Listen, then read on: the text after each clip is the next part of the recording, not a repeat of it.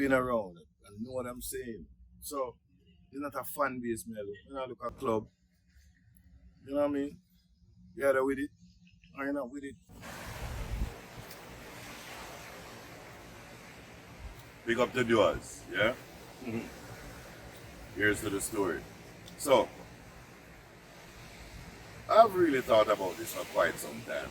And I'll be the first to admit, there have been many times in my own life when I sit down and say, yeah man, a God send I want to come.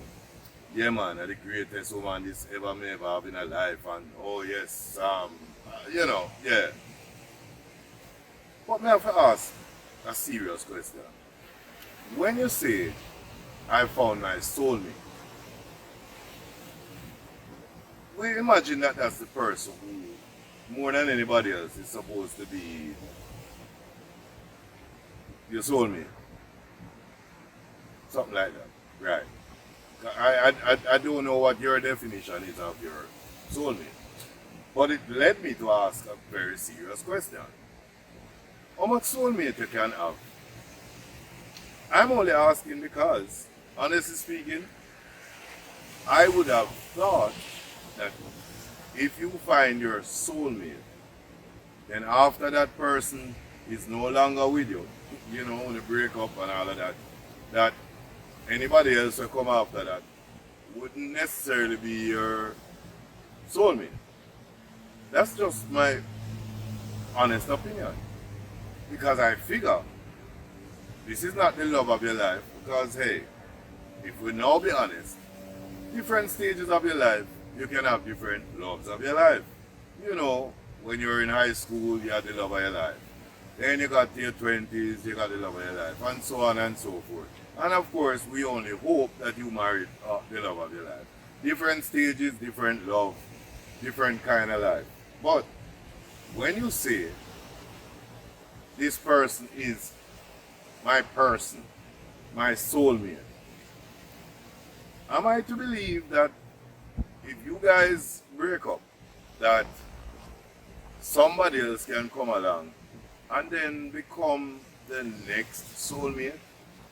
And if that doesn't work, is there a possibility that you'll end up with another soulmate? So here's a real question. Yeah, here's to the story of the real question and the question of the real story. How many soulmates can you have? Because soulmate then says to me, I don't know, maybe I only have a soul you have. I don't know. You know, like our cat have 9 lives. Maybe somewhere in there we have far more souls than we imagine. I don't know. Is it a case that for some strange reason your soul is replenished when that person who was your soulmate and them left? Is it that you now develop a brand new soul for this opportunity, a new person in your life? I don't know. I'm really just asking. Now, here's a reason why I'm going to do this one in what we call the Shroud of Darkness. Because I think that this whole soulmate thing, I get it. It's a very emotive thing. It's something that is deeply rooted within you. And when somebody is your soulmate, hey, you know. But how exactly? With your soulmate gone, you're not supposed to have another soulmate.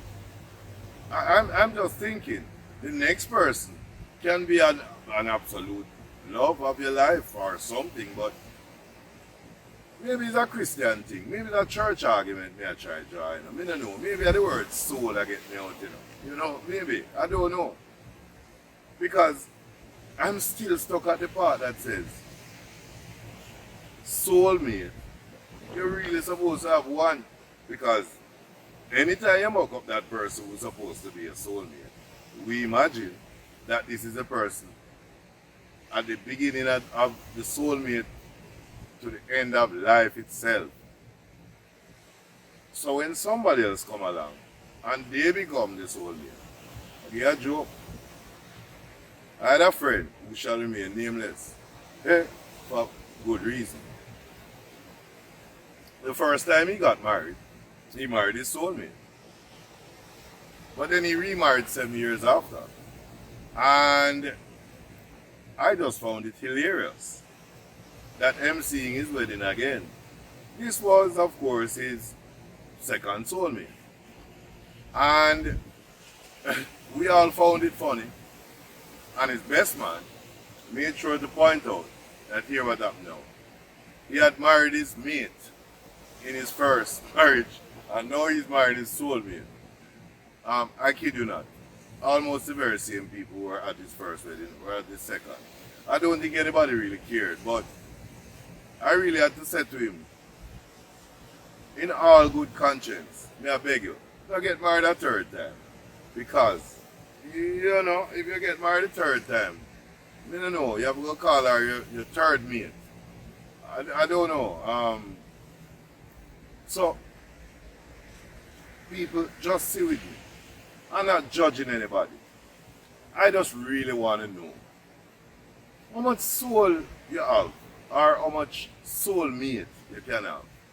You know, if you give your soul to one, what are the chances that you're going to be able to give this soulmate title to somebody else? I don't know. Maybe it's just one of these very wonderful things that comes with, oh yeah, a nice word, a fitting word, a very great word. I don't know. Maybe it's a very genuine word.